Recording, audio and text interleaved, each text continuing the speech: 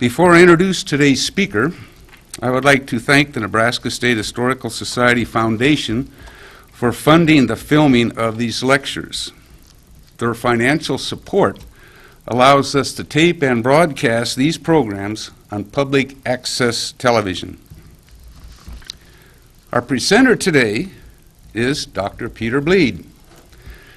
Dr. Bleed is a Minneapolis native and started with the University of Nebraska Anthropology Department in 1972. He retired in 2011.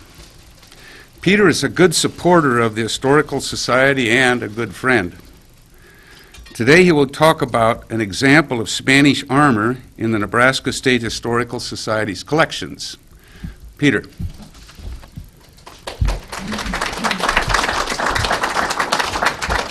Thank you very much. It is a pleasure to be here. Even if I'm not sure I'm going to talk about, I'll talk about armor. But the larger point I want to make is that this presentation today is a celebration of a couple of different types.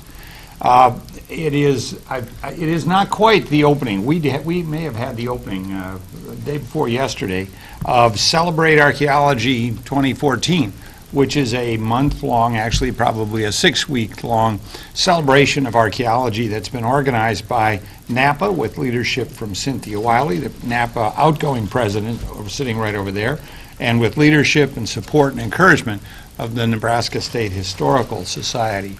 This month, the Nebraska Association of Professional Archaeologists will be hosting and leading a variety of activities that will let the folks of Nebraska know about how important archaeology is to our state. So this is Celebrate Nebraska, one of the opening events. I take some personal celebration in being here too, because when this building, this museum was brand new and opening, I had, I think right from the beginning, some material that was presented here. I was what was described as the little blonde Indian boy who made arrowheads up on the second floor. And at one point I had something on all three floors of the Historical Society. I was happy to do that, and I'm honored to be here, essentially in one of the very last official acts in this iteration of this building. I'm deeply honored to be here.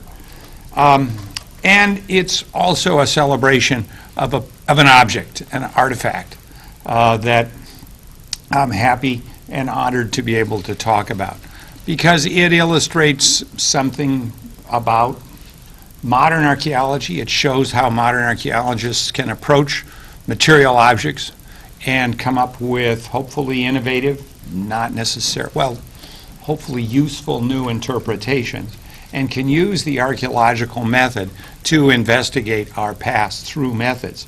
It also is a time for us to talk about one of the interesting objects in the State Historical Society. So my title today might be a little impertinent. What in the world does the university, nice slip, Peter, the State Historical Society have a suit of armor for? I intended that to be a little impertinent. And most of us would think of an armor like that object that's sitting there on the box in front of you. And that kind of fits our expectation of what an armor, what a suit, or part of a suit of armor would look like. But to be worth being in a museum, an object's got to meet certain criteria. It's got to be relevant to the mission of the museum. It's got to be the source of some information or insight or some useful, call it information, that can support that activity. And then this object, to be worthwhile in a museum, has got to be, well, unusual. Those are all words. I'm seeing how uncomfortable I might be making. Those are all issues that we used to roll around, kind of juggle when I was teaching in the museum studies program, because they're not entirely easy. There's lots of stuff that doesn't rise to that level. And one of those pieces would be that kind of ornamental armor that's sitting there in front of you. That's an object that I could not recommend, I don't think I'd encourage to be in the Nebraska State Historical Society. It's got nothing to do with Nebraska, virtually nothing to do with Nebraska. It's not, it's decorative, sort of turn-of-the-century decorative stuff, and it doesn't tell us anything, so it doesn't tell us anything about what a museum, about what armor might be. The object we're here to talk about today, I think, is contrast with that object, and fulfills, and neatly fulfills, not only how illustrates how archaeologists can approach modern material, or can, with modern approach, can approach the investigation of material culture, but shows how what a true museum, a significant museum object can be. Deb, would you give me a hand, and we will very carefully move this prop. That's essentially decorative archaeology, and we'll very, very carefully present this. And believe me, after we're done, we might let you walk down and take a look at this armor. But this is an illustration of the armor we're going to be talking about today. Here it is, and I'm honored to be able to talk about it. This is an armor. We'll call it an armor. It doesn't necessarily meet everybody's expectation of what an armor looks like. But this is an armor that was collected by a guy, a historic figure, called John Gregory Bourke. He's born in 1846, and he died. Boy, it looks pretty old there. He was only 50 years old, and he obviously that photograph was taken before that time. So that he seems to have aged fairly quickly. A fairly interesting guy. He was a soldier, a writer, an anthropologist, and a Nebraskan. John Gregory Bourke. Oh, what did I do? Oh, I see. They can do it either way. No, sorry. John Gregory Bourke, as I said, was born in Philadelphia in 1846. 1861, at the age, he was still 15. He lied his age, and he got into the volunteer cavalry, a Pennsylvania unit. He had a good war. In 1862, he was recognized for gallantry at an action I don't know very much about. His officer, he was 16. He might have been 17 at this time. He was nominated for and awarded the Congressional Medal of Honor. I mean, he was a hero. That was his first enlistment. He had another enlistment during the second part of his enlistment. He saw action again in various places, and he also, and he would have been 19 by this time. He was on the staff of his commanding officer. Not a bad position. From that background, he was admitted to West Point. Can you imagine a 20-year-old guy sitting with the Congressional Medal in the freshman class? And he was clearly a comer from the beginning. He graduated in 69, I think, and then he went on. He did a little bit of, I'll talk a little bit about his service, but two things that were important. In 1874-5, he moved to Omaha. He was brought to Omaha, and he joined the staff of General Crook. That's a picture of General Crook. This is General Crook. That's John Gregory Bourke. And he was at Omaha for a couple of years. He was always associated with the 3rd. He held an appointment in the 3rd Cavalry. He saw action, but he was also a staff officer. Throughout this time, he was an avid writer. He wrote continually. He kept notes, and he also he was a scholar. There wasn't an American Anthropological Association at this time, although there was by the time he died. His obituary showed up in American Anthropologist. He was he claimed to be. He published on anthropology, and he published a fair amount. One of the important things that I like to to point out, this is a dissertation that would have, if it would have been a PhD dissertation if he submitted it. Scatological rights of all nations, a dissertation upon the employment of excrementation, remedial agents in religion, therapeutic, divination, witchcraft, love philters, etc., in all parts of the globe. This was published, I think, in 1881 or 82. The interesting thing is, look at there. This is not for general perusal. This is not everybody was able to see that. Although, you know where our university is, it sits right on the shelf for all those incoming Huskers to see. He was also Nebraskan. His commitment was to the Army. But he married a woman from Omaha. He would blow through town. He had friends in Omaha, and it happens that a fair amount of we have a large collection of his material. The first place that John Gregory Bourke went after his graduation from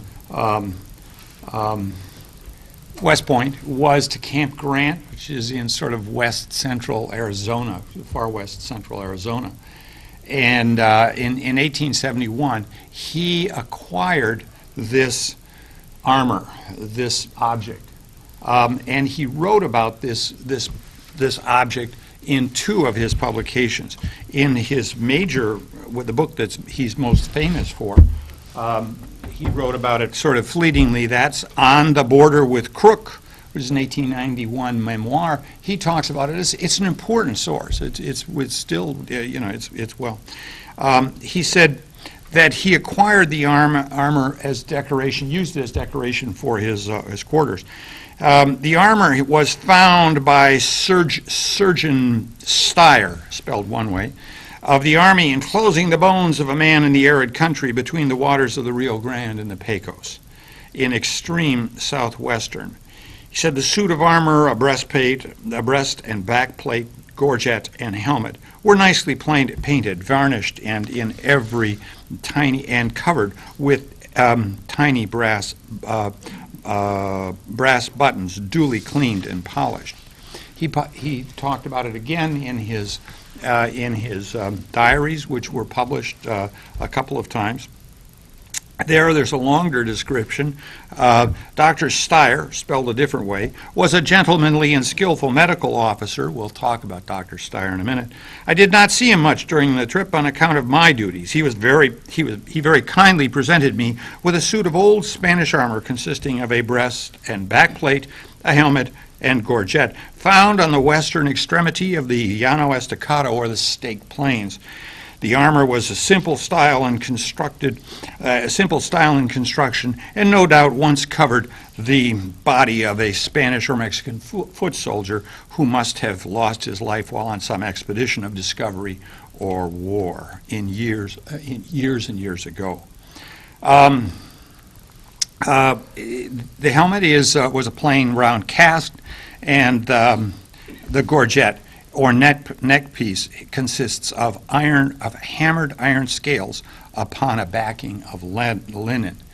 It also had the front and back part, but he said those kind of got lost along the way. He sort of lost them, or they were stolen from him. So that's his publication. We know where this thing has been since 1871. But it's fairly interesting to speculate about why John Gregory Bourke acquired this thing. He was an anthropologist. He actually served as an officer in Indian Scouts units, so that he liked hanging around with native folks. He respected them. His language is now not always what we would consider politically correct, but he clearly was curious and respectful and genuinely positive about the folks he was dealing with. It also turns out that starting in maybe forever, soldiers have liked to have souvenirs and have liked to use military gear to trick out there and to decorate their environments. This is a photograph from a good deal later. It's from an officer's quarters in the 1890s. I think this is actually up in Montana someplace. But it's one of a number of photographs that show how officers' quarters were decorated with what we would consider ethnographic or militaria. And it's pretty interesting. Notice in this case, way back in the other room, there's another panoply that's on that wall. Wouldn't you love to go to that garage sale?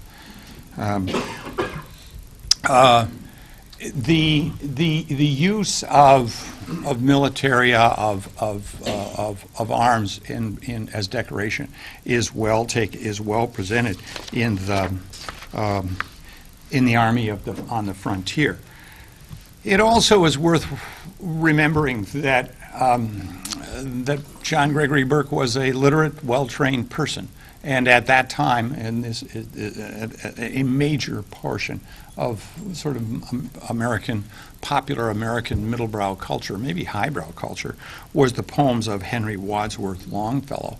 And included in them, in fact, was a poem that's kind of, for I think obvious reasons, fallen below our radar now. It's called The Skeleton in Armor.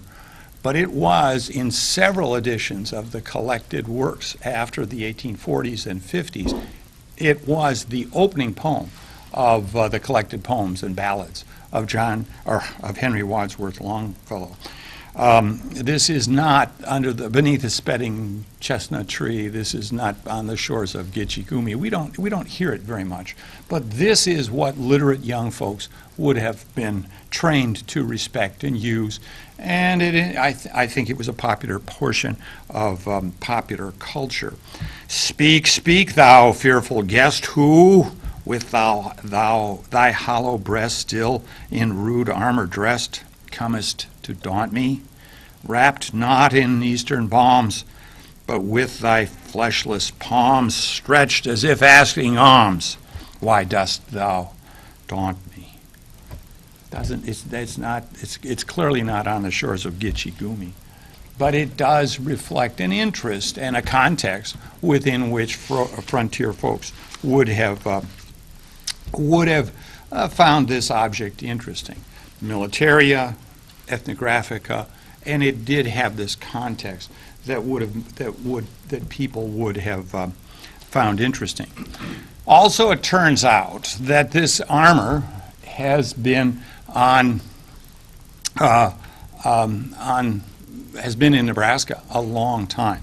This is a 1907 newspaper article by the important Nebraska anthropologist Robert Gilder that says Nebraska, a real old timer. It's an account of it's an article that describes the mantle and the cask in some specific detail. In 1907, the armor had been transferred from, and it's not obvious how it had been transferred. It came from the position of John Bourke to Judge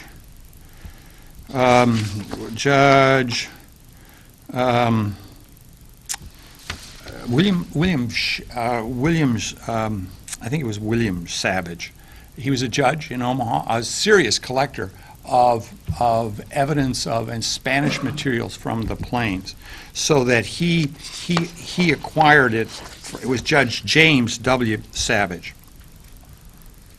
He acquired it from Bourke and transferred it to his son William Morris, who was a lawyer. That transfer, so that in the 1890s it went to Judge Savage. By 1907, it was owned by Counselor Morris. And I think it's pretty interesting to see that there were a bunch of people who were collecting antiques and kind of high-end stuff and had a context for being interested in material culture at this time. From there, and reasons that we haven't really looked into, it was transferred at some point to the Joslin Art Museum, and in 1990, at a room just over there, it was transferred, it was judged to be beyond the scope, inappropriate for the collections of the Joslin, and I'd have to agree with them. And it was transferred and accepted by the State Historical Society. I happened to drop by when it was and I became aware of the armor at that time. It was pretty interesting. I think the other reality is it's never been displayed. I think it's never been displayed. It has until today. And it has never been published until later this year, when there will be an article on it by myself and a couple of folks I'll tell you about shortly. So that it has been preserved here by the Nebraska State Historical Society, and our job is to find out what we can, to learn what we can from it. This project, can I do this? I'm actually going to back up a little bit. This is the first slide we took of it when we were upstairs looking at it. And it lets me point that you can see that there are two hands up at the top. They're not touching the artifact because they don't have white gloves on. But those hands, I got a hand, more than a hand, from a pair of wonderful UNL students, the Long sisters, Jessie and Lindsay, who have both gone on, graduated with BA degrees, and they're both in graduate school now. And we had a UCare project to investigate this object. Those are Lindsay's hands there. The other thing that I would call attention to is this errant slide here. Later on, with a good deal of care and trying to follow modern research methods, we documented the slides in the mantle in some detail. The mantle is a piece of scale armor. Scale armor is armor made of scales, little bits of plates of armor that are overlapped to cover the body. The armor consists of there are 300, and you can also see, can I do this? See, it hasn't changed. See, this is the picture in 1907, and this is the picture we took about 2 years ago, so that it's essentially just as it is. It's been well preserved by the State Historical Society. The armor consists of a layer of closely spaced iron plates. There's about 302 of them. There are two kinds of armor plates here. And in fact, we went into a fair amount. We used archaeological insights to try and come up with a technical description of this thing. Part of our job is to tell the world what this thing looks like. So we tried in detail to point out how it was made. The armor scales, we'll look at them in a minute in detail, but the armor scales, the steel scale, the iron scales, are all exactly, not almost, but exactly 1 inch wide by 1.5 inches long. There are 302 of them total. 280 of them are these shield-shaped scales. They are riveted at the top to a woven, twilled cotton tape. It's cotton. So that they took a piece of cotton tape, bent it over, and then riveted the scales on there, on that doubled cotton tape. That was then very securely stitched with cotton string to a background. A bast fiber, could be linen. That's what Bourke called it, or we might think it's almost burlap. It's a rough cloth, but you can see this is the inside of the armor, and it was stitched. So there are several rows of those strings of scales placed along it. As you can see, the armor is not complete. We would guess that there may have been probably 325 scales in the original armor. A couple of them were missing. one was free. One had fallen free. And on the basis of that, that object, that single scale, was deaccessioned by the Nebraska State Historical Society Board for metallographic analysis. The scales are of two types. There's these shield-shaped ones. I can't do that. The shield-shaped ones that are essentially all identical except this one. This one looks like it was miscut. They're so regular and they're so neatly and uniformly produced that they must have been made with a fairly high-tech jigged metal stamping technology. Now it looks very modern, but in fact that's a technology that would have been was being practiced in colonial times in various parts of the world. So that looking at these, they look highly refined. It also really seems that these scales are made out of rolled sheet iron. They look pretty highly industrialized. This is peering in. We've held up some of them so that you can see one row of how one row of scales would overlap the other one. Notice this one, and it's way out on the side. Looks like it might be a second. See how it's got a bad cut here, as if they had to hit it twice. And I think it's probably, that could be a second. And it's way over on the side, using it almost, suggesting they were kind of making do.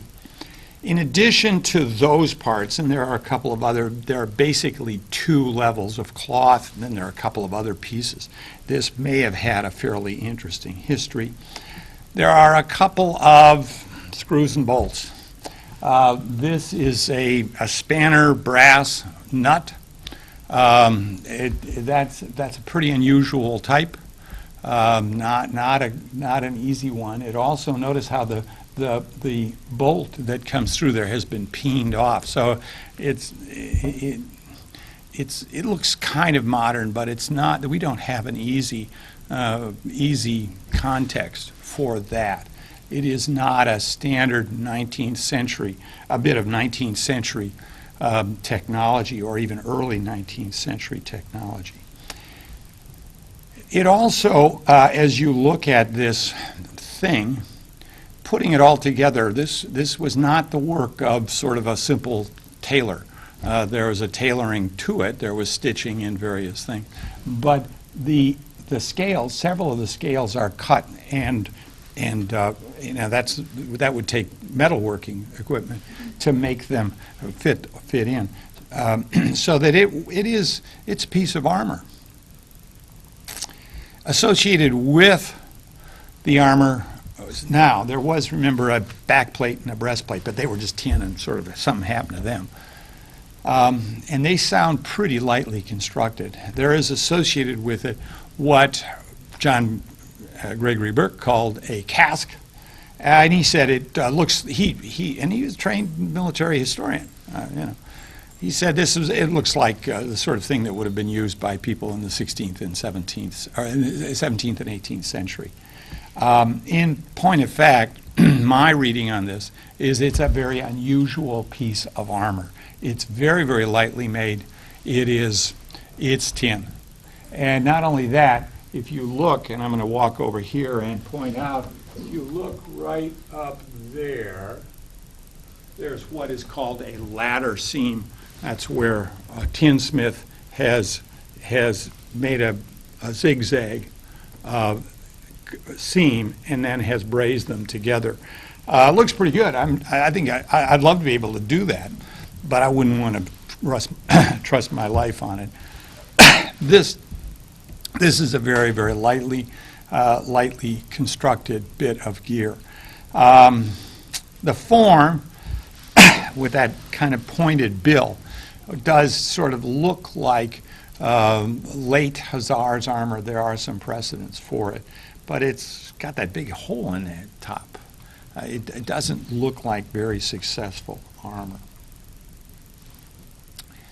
So that the construction, we tried to describe how this thing was made, because sometimes you can interpret the construction in historical terms. But remember, there was one scale that had fallen free that the Historical Society Board deaccessioned and transferred to the metallographic lab at the University of Arizona, where Dr. David Killick did a metallographic analysis. This is a what he did was cut through it and did a cross-section and polished it up so that we can look at what kind of iron was here. Essentially, this is cut right through the scale, so that this is the scale, and this is the rivet, and this section there and there would retained a little bit of fiber, a little bit of cloth. Based on metallographic analysis of this, Dr. Killick said this iron was a product of what is called bloomery, the bloomery process.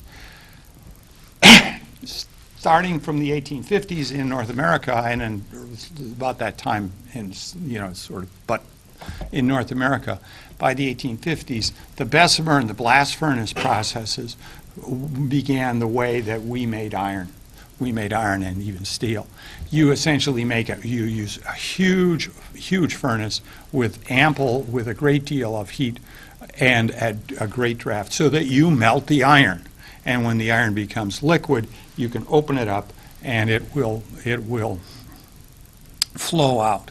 That cast steel, or the Bessemer or the blast furnace, makes relatively, there's cast iron in addition to that, but it leaves a distinctive, uniform kind of activity, and it also turns out to be a good way, relatively cheap way, to make large quantities of useful iron, so that it commanded the technology. In bloom iron, what you do is make a fire that's hot enough to almost melt the iron, but all the slag and the impurities melt at a slightly lower rate, so that when you do this, the iron will bloom, and what you'll get is masses of almost pure iron, and the slag goes somewhere else. So that you get relatively pure iron that's, unfortunately, still got a fair amount of stuff and slag in it. This, according to and I'd have to agree, but Dr. Killick's analysis is bloom iron of the type that was made throughout, made in colonial America, but had fallen out of American production by the 1840s. It was just a pretty rare kind of technology. We don't know, he doesn't know, where else bloom iron may have been made in North America at this time. But this, in his assessment, just kind of looks like early 19th century or older iron. Notice the rivet is especially, it's lower class. It's got a lot of pucky and slag in it, but the slag inclusions are also in the rivet itself. Okay, we know how it was made. We've got an idea of what it was made out of. While it was down there in Arizona, we got a pro bono gratis AMS dating, and an AMS is the new accelerated mass spectrometer C14 date that is sort of taking over C14 dating. It requires just tiny amounts of material, and it gives relatively accurate dates. The C14 date that comes with this, are you ready? Get your pencils out. It could be on the midterm. 154 BP plus or minus 41. Now, if you take it to the extreme level, there's a 96% chance that this object, the stuff there, was made after, it was made between 1665 and 1952. Well, well, we know it was made, you know. So the bottom line is it could be, it's very unlikely to date from much before 1700. And it could have been pretty new when Captain Bourke acquired it. Now that's pretty interesting, because the next set of questions is, where in the world did this come from? How did it get to wherever Dr. Steyer picked it up? And that's pretty interesting. That's a good question, because although the Bourke armor is unusual, it is not unique. There is indeed one other museum that has a piece of armor that is very, very similar. That is the Metropolitan Museum of Art in New York. You've heard of it. In the 1920s, in a place called Aztec, New Mexico, which is up in northeastern Arizona, Aztec, Arizona. How are we doing for time? Oh, we're doing fine. A group of scales was discovered. It was an archaeological, it was dug up, and it's not obvious where it was found. It was collected and put literally into a coffee can, and was kind of you know, everybody knew about it. It had been found out someplace, and came to the attention of a Dr. Rogers, who said, boy, that's pretty interesting. He contacted folks at the Metropolitan Museum. They became interested. They accepted a small portion of these, and they wrote, this is their annual report for 2002. I mean, it is part of their collection, and they say it dates from their analysis. And again, I'm going to be a little, I'm going to argue with it, but not disrespectfully. The curator of arms at the Metropolitan is of the opinion this is a pretty unusual piece, deserves to be in a museum. And he said, boy, that's pretty unusual. It's probably Spanish, but it's not the kind of Spanish that folks were using in Spain or in the New World, in colonial Spain, in the 16th century. So he said, in fact, there weren't many people who were using this kind of stuff. So he said, I'll bet you what it is. And I'm not trying to be offhand, because I disagree with him, but it was a reasonable analysis. What this could be is a very old piece of essentially medieval armor that made it to the New World. So it's pre-Columbian, that could have come to the New World as surplus, you know, and that found its way onto the frontier. Mr. LaRocca's analysis is there aren't very many people using this stuff at that time, so that it had to be quite old. And notice that he just embraces the idea that this is Spanish armor. That's an idea that has been going around with this armor since the get-go. Everybody assumes it's Spanish armor. And everyone assumes that it must therefore be part of something like Coronado's, evidence of Coronado's entrada. Coronado came up that way in the 1540s, made it up through essentially Arizona, New Mexico. The Aztec is up there. Coronado went up this way across New Mexico and sort of got up to what's that place called, Kansas, in the 1840s, and then skedaddled. He covered himself with glory and did what he had to do, and then he went on. Very, very excellent archaeology by our colleagues across the plains and elsewhere have located several of the Entrada era sites. And in fact, after Coronado went through in his initial Entrada, there was a fairly long period when the Spanish didn't explore this area. So it's relatively easy to identify the material, to recognize the material associated with the Coronado entrada. And the beauty of this stuff is it's metal, so that it's relatively easy to find with systematic metal detection, an important tool that modern archaeologists are using. And in a number of entrada sites have been found and metal detected, so that this image of the Spanish conquistadors coming into this part of the world often show them in armor. The historical records make no mention of anything that clearly would be scale armor, but we've got fairly large metal collections. This is an assemblage of crossbow bolt heads, dart heads, that have been found.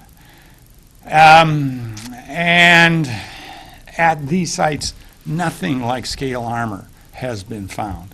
And I emphasize that the John Gregory Bourke armor has got some 3¼ the Aztec, New Mexico, Aztec, Arizona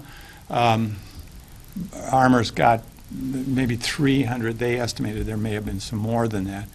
But there'd be a lot of these. If this was a set of armor, this was a kind of armor that was being used, I think there'd be some residues of it, and we would have found them, and we haven't. Now, there are a couple of examples of allusions to chain mail from sites up in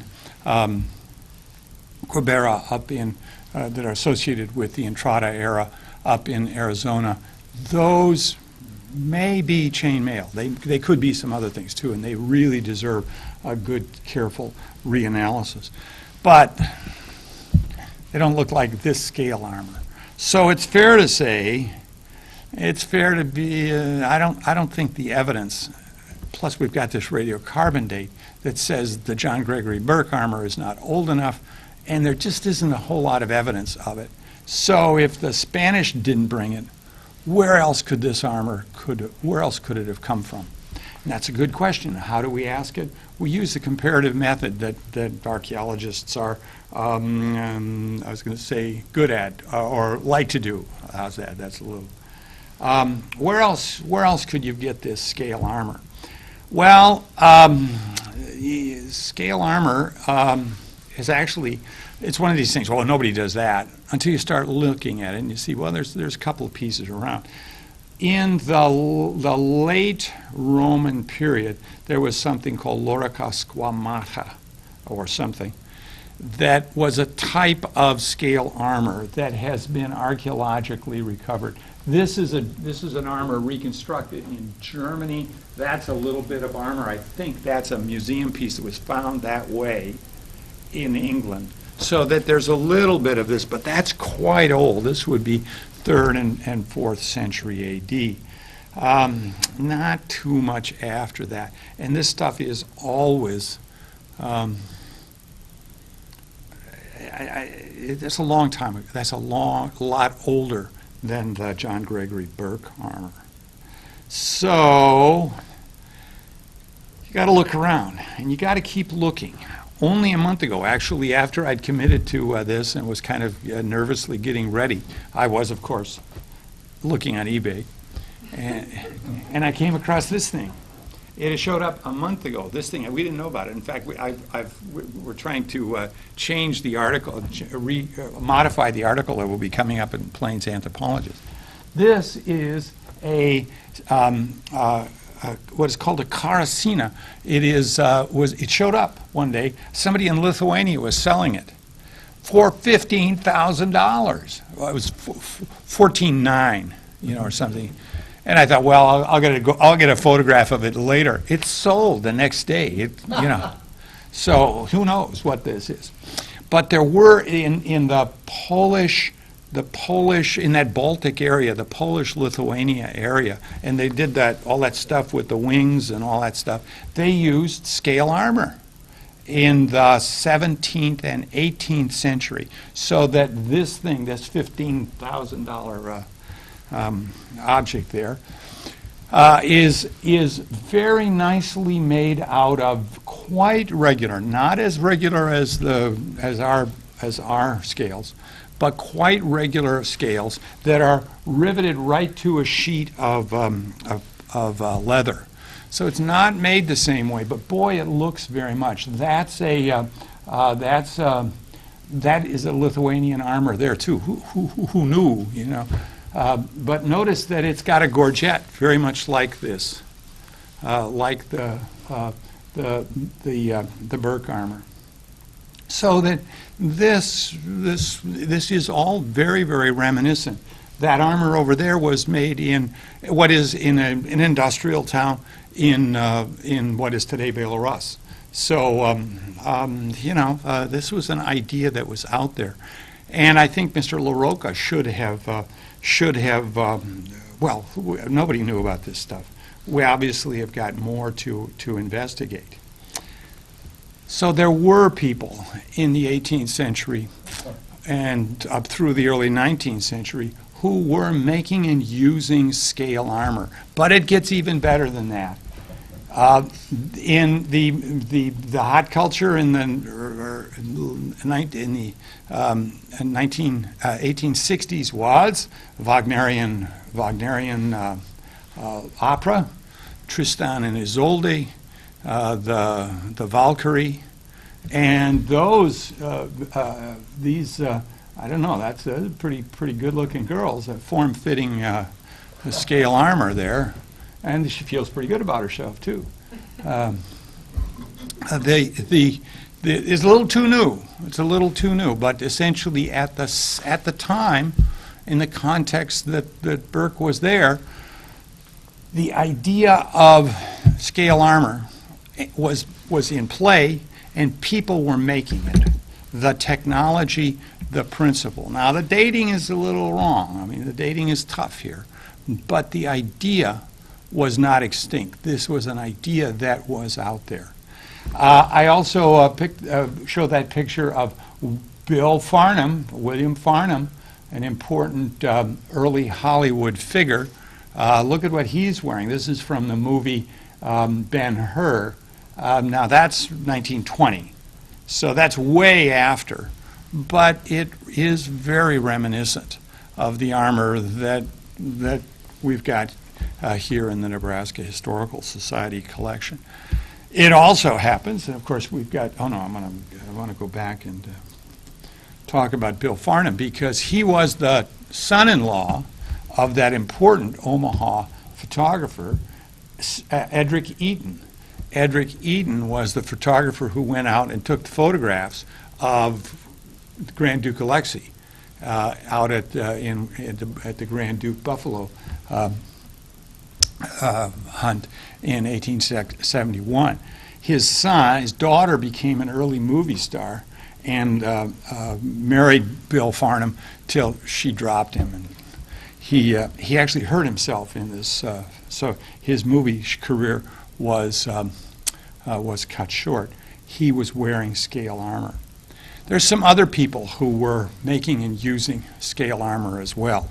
A number of lodges, the Masons, but I believe other lodges as well, would use costumery in a variety of ways, so that the use of armor, including scale armor, was a feature of Masonic rite, starting certainly by the 19th century. But how would it get out here? Well, remember, there was a Masons Lodge at Fontenelle in Bellevue in the late 1830s. There was a Masonic lodge in Taos in the 1850s. Dr. Steyer, who was the man who got the armor and gave it to John Gregory Bourke, was himself a Mason. So we also know Jim Hansen at the Fur Trade Museum says that there was Masonic gear that was being sent to the rendezvous, the fur trade rendezvous, mainly swords and things like that. But the idea was out there. They're scant evidence, but it's possible to throw the mouse around.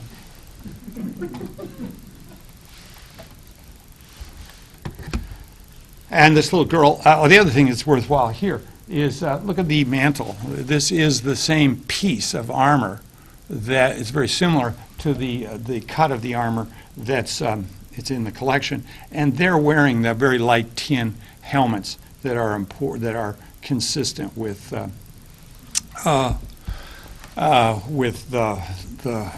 Bourke cask. It also happens, for full disclosure, that up in the northwest coast, kind of down in the panhandle of Alaska, there was a fair amount of armor being made by native folks up there, native and mixed blood folks up there.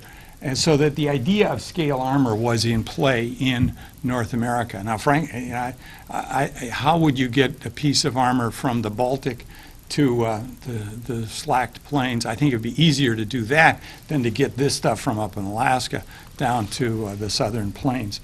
But the idea of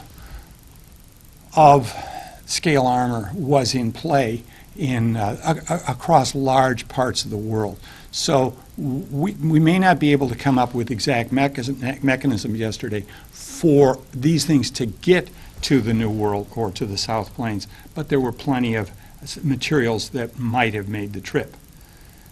And the question then becomes, would they? Why would any of these armors make it onto the plain? And the answer to that is real easy, because important, valiant warriors of the plains liked armor. They liked to dress elaborately. They also wanted to protect themselves against the serious business of war. It was a part of life in the plains at this time. This is a Comanche warrior who was photographed in Fort Sill in 1870. I wish he'd taken some of his gear off, but if you look at his vest, it is some manner of a scaled armor, and he was a guy.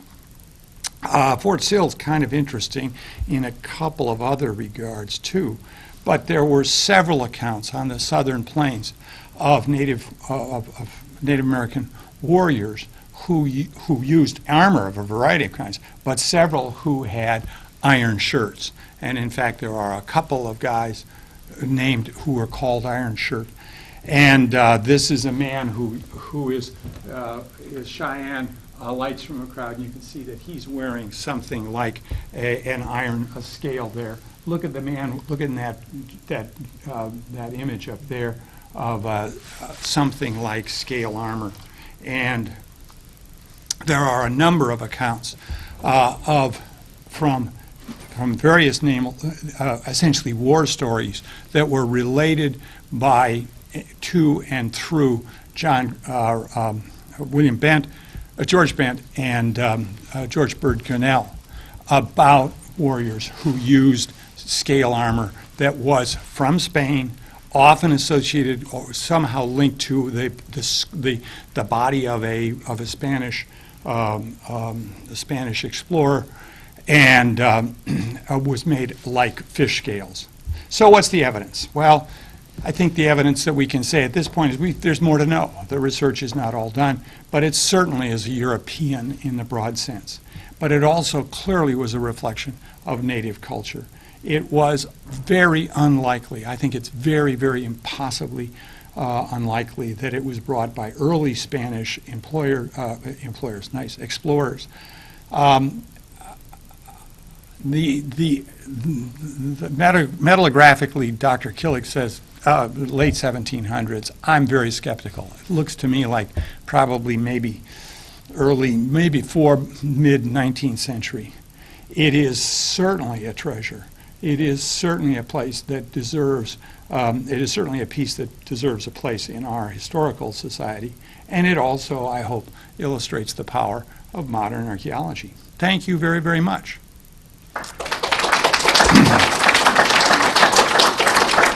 We got a minute for questions. I've answered everything. You said the dimensions were 1 inch by 1.5 inches. Now, those are English dimensions. I'm sure the Spanish didn't adopt them. I don't know, but whoever was doing it knew what an inch was. And I don't think it is Spanish. I'd like to know what the dimensions were in Latvia at this time, and I just don't know. I didn't have $15,000 to buy the. What was known about? You said it was found on a skeleton. It was The actual, whether or not Bourke kind of welches. He says it probably was said to be wrapped in it, and it does have a whole bunch of junk on it. I mean, the inside of it is sort of stained. That's a story that was going around, and the Indians said, "I wear this and it came off of," or "I came from Mexico," and so that's a story. It's part of the lore. Yes? Do you think Bourke was a discerning collector, or was he a collector of anything that caught his eye? It's a good question, and I wish we knew more about it.